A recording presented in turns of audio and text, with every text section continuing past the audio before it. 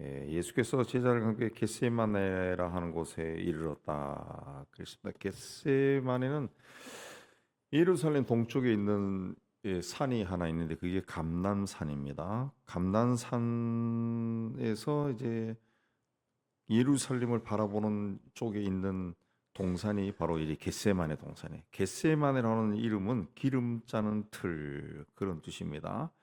감람산이라는 감람이라는 말이 이제 올리브 나무를 한자로 감람이라고 번역을 한 겁니다.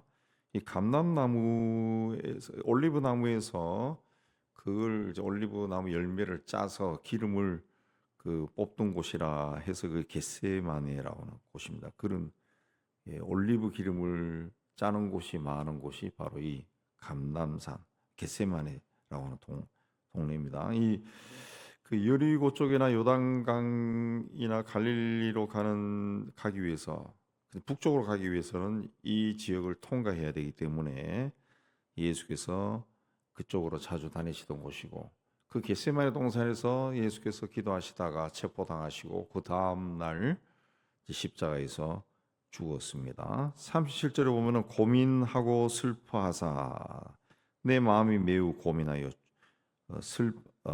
37절에 고민하고 슬퍼하사 이 고민이라고 하는 단어는 굉장히 슬프다 그런 뜻이고 너무 슬퍼서 고민하다가 너무너무 슬프다. 또 슬퍼하다고 하는 단어는 또 죽을 정도로 괴롭다는 겁니다. 아주 막 슬픔이 막 불받쳐서 괴로울 정도 괴롭다. 38절에도 비슷하게 마음이 괴로워 내 마음이 매우 고민하여 죽게 되었으니 근데 이 38절은 세 번역에서는 마음이 괴로워 죽을 지경이다. 그런 뜻입니다. 자, 예수님은 하나님의 아들이지만은 지금은 사람의 몸을 입고 있습니다. 사람입니다. 사람. 사람의 몸을 입고 있으니까 그 사람이 살아가고 있는 세상 질서에 지배를 당하죠. 그 사람이 이제 십자가의 길을 간다 생각하니까 사람처럼 마음이 괴로워 죽을 지경이다 그런 겁니다. 뭐 우리도 똑같을 겁니다. 내일 내가 제 채찍이 맞고 십자가에 달려 죽는다. 그럼 아마 오늘 뭐 이 정도 되면 오늘 하루 종일 막 머리가 아프고 막 마음이 막 굉장히 복잡할 거예요. 굉장히 괴로울 겁니다. 예수님이 그 마음을 느꼈다는 거죠. 그래서 제자들에게 너희는 여기 머물러 나와 함께 깨어 있으라 그랬습니다. 여기 머물러 나와 함께 있으라. 38절에 36절에도 너희는 여기 앉아 있어라. 여기 머물러 있어라 그랬습니다. 나와 함께 깨어 있어라. 같이 기도하자. 그런 이야기입니다. 같이 내 기도를 내가 기도할 테니 같이 기도하자. 내 기도를 도와달라. 그런 뜻도 있고 이제 앞으로 너희들에게 닥칠 일로 인해서 너희가 시험에 들지 않도록 너희 스스로 기도해라. 그런 뜻입니다. 그러나 제자들은 예수님이 가시는 길을 이해할 수 있는 그런 수준이 아닙니다. 그래서 예수께서 기도하는 자리에 베드로와 요한과 야고보 그래도 그 중에서 제일 수제자이라 할 수 있는 사람들 데려갔지만은 그들도 다른 제자들과 다르지 않았습니다. 그래서 어쨌든 예수님은 그들에게 너희는 여기 머물러 나와 함께 깨어 있으라 그랬습니다. 예수님에 의해서 보는 것처럼 죽음의 길을 간다 할지라도 마음이 괴로워 죽을 지경에 놓였다 할지라도 우리도 주님처럼 하나님께 기도하러 올라가야 됩니다. 그리고 그런 죽을 것 같은 모든 인생이 꼬여버린 그 순간에는 더 간절히 기도해야 돼요. 더 간절히. 그렇게 하지 않으면 제자들처럼 예수께서 체포당할 때 도망가고 배신하고 무너져 버립니다. 무너져. 그래서 어떤 경우에도 기도할 수 없는 그런 순간에도 마음이 괴로워 죽을 정도가 될 정도로 기도가 힘든 그 시절에도 오히려 기도하러 올라가는 그것이 이제 나와 함께 깨어 있는 것, 주님과 함께 깨어 있는 겁니다.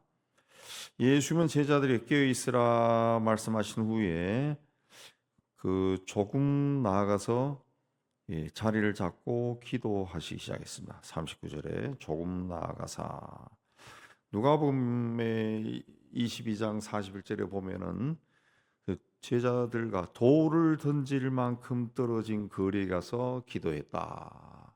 돌을 던졌다. 그럼 돌을 들고 뭐 아주 자기 온 힘을 다해서 막 던지는 그 정도가 아니라 돌 들고 툭 던지는 그 정도죠. 그러니까 한 뭐 가깝게는 한 5m 툭 던지니까 좀 멀어도 한 10m 정도.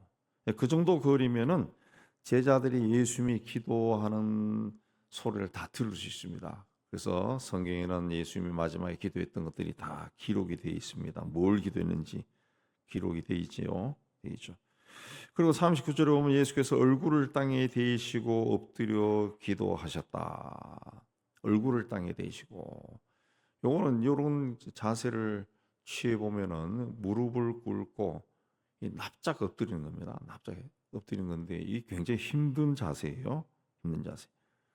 근데 이 성경에 보면은 그 이스라엘 백성들이 그 간절하게 기도할 때 이런 자세로 기도했습니다. 얼굴을 땅에 대고 엎드려서 기도하는 그 모습.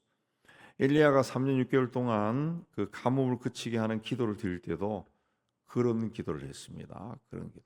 예. 나중에 집에 가서 여러분이 한번 그 자세, 이 자세를 한번 취해 보세요. 굉장히 힘듭니다. 예. 그러니까 가장 힘든 자세로 기도했다는 거죠. 가장 힘든 자세로 기도했다. 그 유럽의 수도원에 가면은 그 수도사들이 그 기도하던 의자가 있어요. 수도사들이. 예. 그 사람들도 무릎 꿇고도 했겠지만은 수도사들이 기도하던 그 의자가 있는데 그 의자가 이 팔걸이가 손을 얹으면 한 우리 어깨 위로 올라옵니다. 이래 팔이 이리 올라가요. 팔걸이 옆에 있는 팔걸이가 그 자세가 제가 가히 설명드리니까 이 굉장히 불편한 자세, 이 불편한 자세, 가장 불편한 자세로 하나님 앞에 기도한다는 수도사들 그게 몇 시간 동안 이래 가지고 굉장히 불편해. 나중에 어깨 죽지가 아플 정도로. 그만큼 이제 하나님만 생각한다는 거죠. 가장 그 힘든 자세로 기도한다는 것은 가장 간절하게 기도한다. 가장 간절해. 요즘 우리가 다 의자 생활하지만은 예전에 그냥 좌식 생활할 때 기도원에 가면 다 좌식이었죠. 기도원에 옛날에는 의자도 없고. 그럼 다 꿇어 앉아서 기도하죠. 꿇어 앉아서. 꿇어 앉아서 기도하는 것이 굉장히 불편하죠. 불편함. 그게 그 간절함을 하나님 앞에 보이는 자세입니다. 자세. 예수님은 내 아버지여 만일 할만하시거든 이 잔을 내게서 지나가게 하옵소서. 이 잔이라고 하는 포테리오라는 단어는 운명입니다. 운명. 하나님이 사람에게 지어놓은 운명이라는 운명. 그러니까 예수님이 마셔야 할 잔은 하나님이 이미 정해놓은 거랍니다. 정해놓은 거. 예수의 십자가의 죽음이죠. 죽음. 그러니까 하나님이 이미 예수 그리스도가 나갈 길을 정해놓은 거죠. 정해놓았습니다. 그러니까 예수라는 사람이 그 하나님의 독생자가 세상에 예수라는 사람으로 왔을 때 그 마지막은 그 길로 가야 되는 거예요. 그 길로 하나님이 정해놓은 거예요. 정해놓은 겁니다. 예. 근데 예수는 처음에 할 수만 있으면 이 잔을 자신에게서 지나가게 해달라.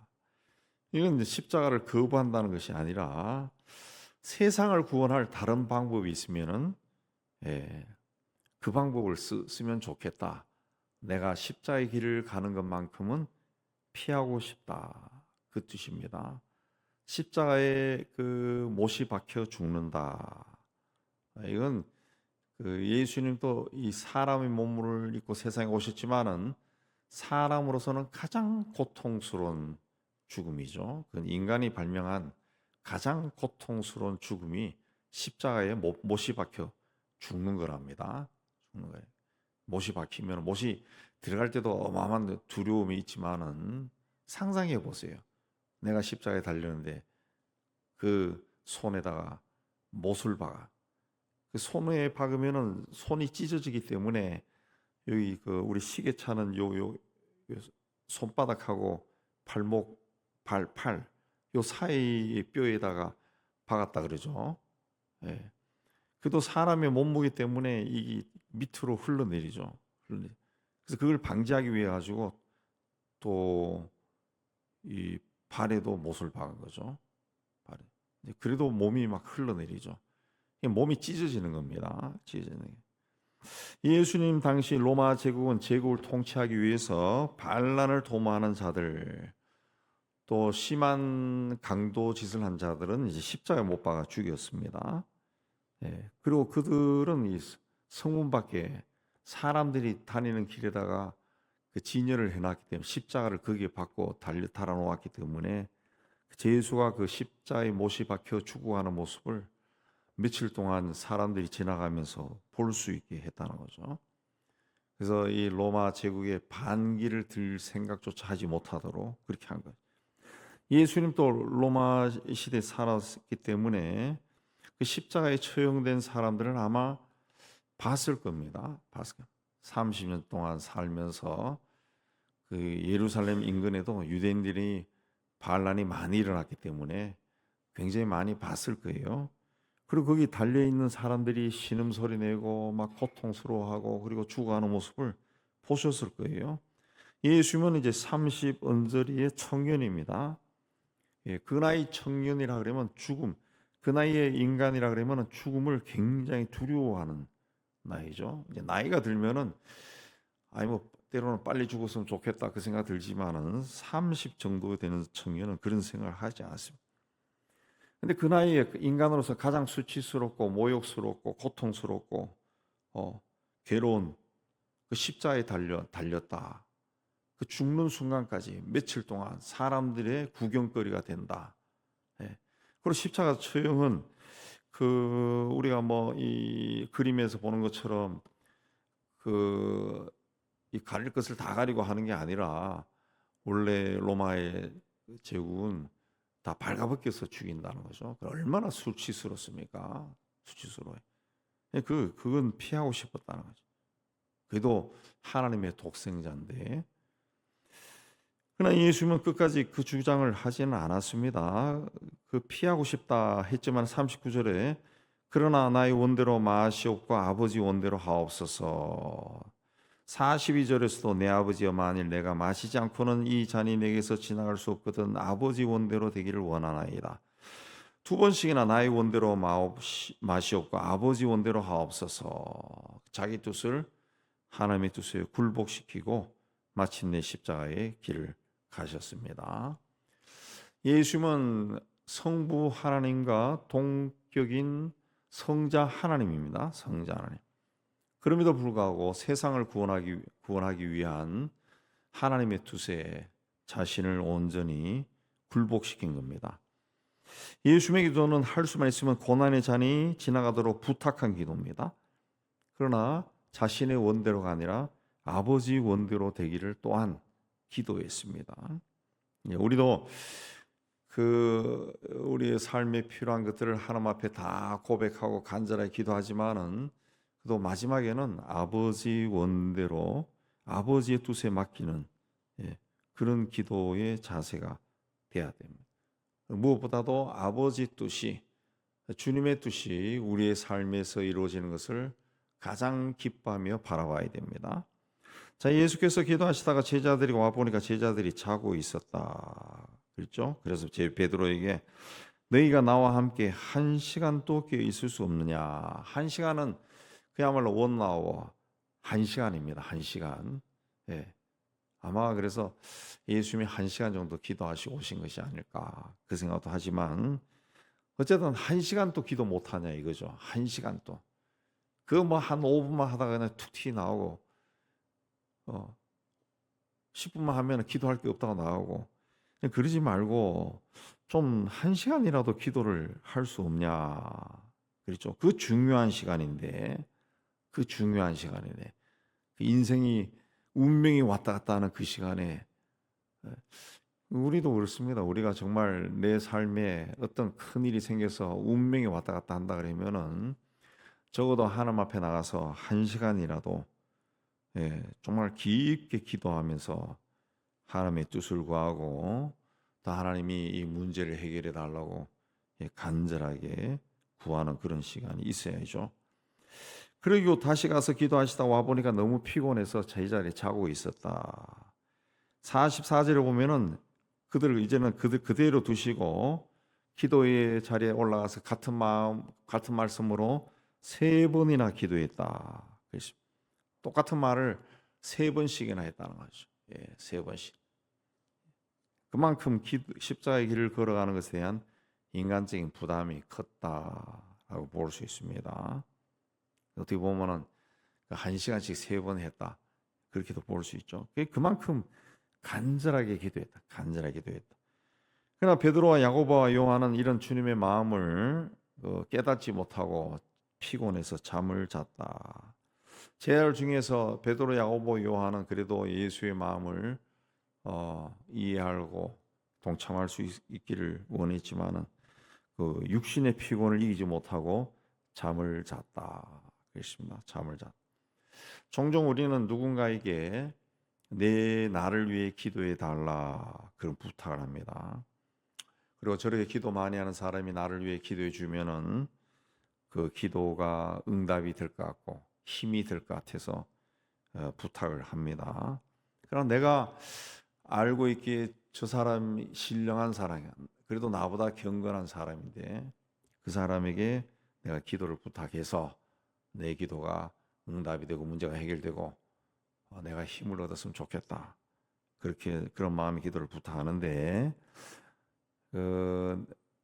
이게 저도 이렇게 경험해 보지만은 그 부탁할 때도 그 자기의 어떤 그 속마음까지는 이야기를 하지 않아요. 하지 않아요. 예.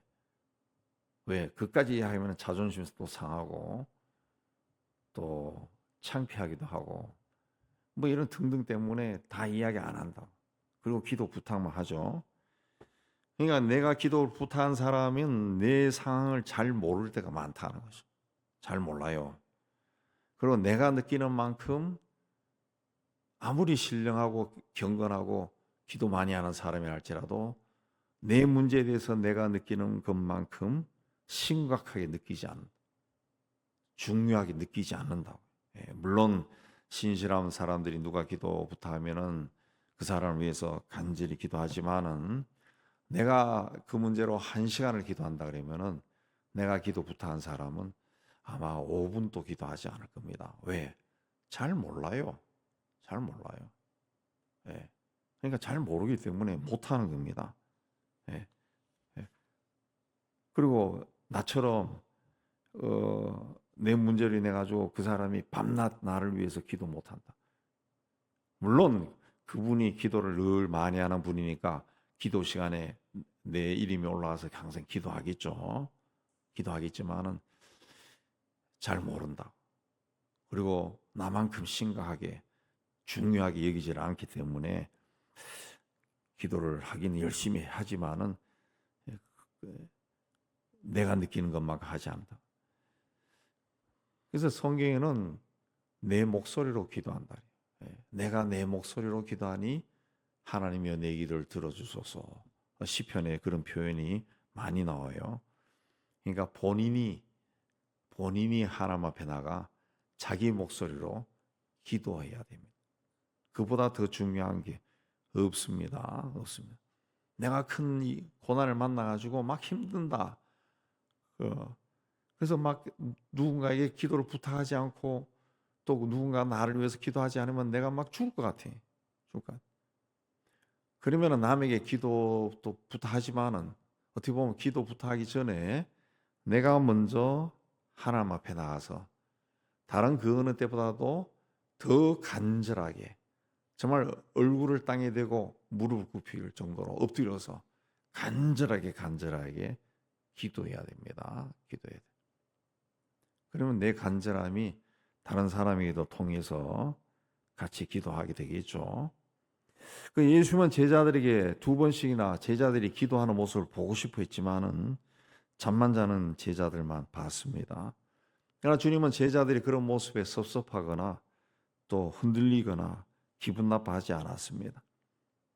기도의 자리에 들어가서 똑같은 기도를 간절하게 했습니다. 근데 결과적으로 보면은 그 예수님 혼자 기도한 겁니다. 혼자. 그 십자가의 고난을 앞두고 예수님 혼자 한 거예요. 예. 제자들이 기도 부탁했잖아요. 제자들이 안 했어요. 안 했어요. 피곤해. 제자들이 인생이 있는 거예요. 내가 김 집사한테 내 기도를 부탁했어. 가장 친하고 가장 경건하고 여기는 김 집사한테. 근데 김 집사는 김 집사의 인생이 있는 거야. 김 집사도 자기 남편이나 자기 아내나 자기 자식들을 위해서 기도하는 것이 너무 많아. 너무 많아. 그리고 지금 막 오늘 하루 종일 일해서 너무 피곤해. 기도 못 해요. 예수님도 3번씩이나 자기가 기도한 거예요. 자기가 기도. 예수님 어떻게 기도하셨나? 누가복음에 보면은 예수께서 힘쓰고 해서 더욱 간절히 기도하시니 땀이 땅에 떨어지는 핏방울 같이 되더라. 그랬습니다. 얼마나 집중해서 기도하면은 땀이 땅에 떨어지는 핏방울이다. 땀이 땅에 떨어지는 핏방울 같이 되었다. 우리는 그 표현에만 그 포인트를 줍니다. 땀이 땅에 떨어지는 핏방울처럼 떨어졌다. 그렇게 기도했다.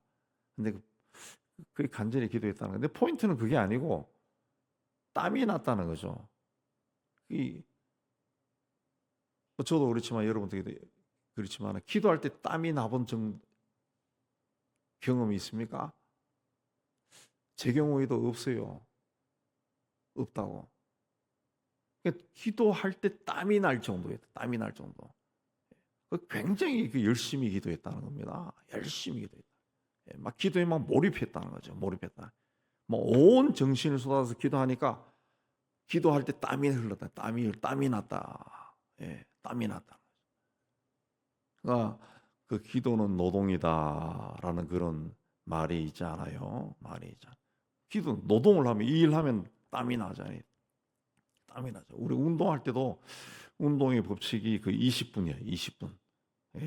체조를 하건 뭐 스피드 트레이닝을 하든 헬스를 하건 조깅을 하든 등산을 하든 20분이 지나야 땀이 나기 시작하더라고요. 20분. 제가 해보니까 모든 운동이 거의 20분이더라고요. 탁구를 치든 뭘 하든 20분 지나야 이제 몸이 달아오르면서 땀이 흐르기 시작해. 땀이. 그 일종의 노동이잖아요. 노동. 그렇다고 해서 기도 20분 하면 땀이 나냐? 땀 안 나요. 땀 안 나요. 1시간에도 땀이 안 나요. 그만큼 간절하게 했다는 거죠. 막 집중해서 간절하게 하니까 땀이 흘렀다. 땀이 흘렀다. 그렇습니다. 이거는 이제 제자들이 그걸 봤겠죠. 가까이 있었으니까. 예수님이 막 땀을 막 흘리면서 기도하시네. 우리가 그 인생의 어떤 그 중요한 문제를 앞두고는 정말 이렇게 기도해요. 때로는 금식도 하고 중요한 일을 앞두고 기도하는 것, 금식하고 기도하는 것은 하나님도 아시고 하나님이 도와주셔서 생각보다 그렇게 힘이 들지 않습니다. 오히려 기도하면은 막 이 능력이 막 임하는 것 같고, 더 막 힘이 납니다. 자, 하나님이 우리를 세상에 보내신 뜻이 있습니다. 그냥 하다가 뭐 우리 아버지 어머니에 의해 아주 세상에 태어난 게 아니라는 거죠. 나에겐 다 하나님의 뜻이 있다는 거죠. 뭐 하나님의 뜻이다 그러면 우리나라에서는 그저 잘못 가르쳐 가지고 막 이 세상이 볼 정도로 막 크고 멋있고 아름답고 막 화려하고 뭔가 힘 있는 그런 일을 해야만이 이게 하나님의 일로 봐요. 목사들의 세계에서도 그게 많습니다. 저도 청년 때 교육을 그런 식으로 받았어요. 그런 식으로. 다 뭐 우리나라 부모들이 다 그렇게 가르쳤어요. 머리가 될지언정 꼬리가 되지 말라. 이게 기독교와 접목시켜가지고 하나님 일 그리면은 뭐 신학교 가서 성직자가 되든지 성직자가 되어도 목회자가 되어도 막 위대한 사람, 뭐 선교사가 되면 슈바이처 같은 사람. 그러니까 다 막 온 국민이 열등감에 막 찌들어 있다. 우리나라 사람들은 찌들어 있어.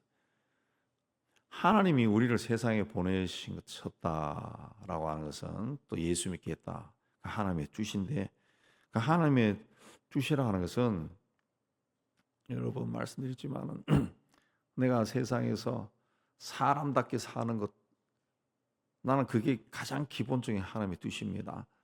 세상에는 사람답게 살지 못하는 사람들이 한 90% 이상 될 거예요.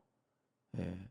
상식적인 일도 하지 않고 그 세상 권력을 쥐고 돈을 버는 사람도 세상에 너무 많습니다. 예. 상식이라는 것, 도덕 윤리에 벗어나지 않은 일들을, 그러니까 사람답게 사는 것도 하나님이 원하는 사람답게 사는 것이 하나님의 뜻이에요. 하나님의 뜻. 근데 우리가 그렇게 못 살아요. 못 살아.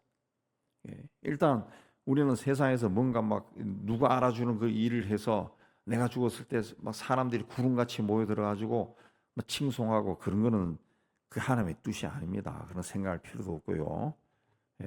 그러나 어쨌든 하나님의 뜻이 내 삶을 통해서 이루어지도록 그런 삶을 살아야 돼. 나를 세상에 보내신 하나님이 나를 더 잘 아심. 나는 언제 죽을지도 몰라요. 그러나 하나님은 내가 언제 하늘문 열고 들어오실지 하나님은 다 알고 계신다. 그 하나님께 내 삶을 맡기는 거죠. 그게 하나님의 뜻입니다. 그게 하나님의 뜻. 그럴 때 하나님이 나를 통해 일하실 수가 있습니다. 주님도 하나님의 뜻이 이루어지도록 기도한 겁니다. 그 길이 주님은 아시죠. 하나님이니까 아시죠. 근데 굉장히 힘든 십자가의 길이지만 하나님의 뜻이 이루어지기를 기도한 겁니다. 우리도 이제는 하나님의 뜻이 나를 통해 이루어지기를, 그게 뭔지는 모르지만은 내가 사는 동안 하나님이 나를 부를 때까지 하나님의 뜻이 나를 통해 이루어지기를 꾸준히 간절하게 기도해서 하나님께 영광을 돌리는 귀한 삶을 사시길 주의 이름으로 축복합니다.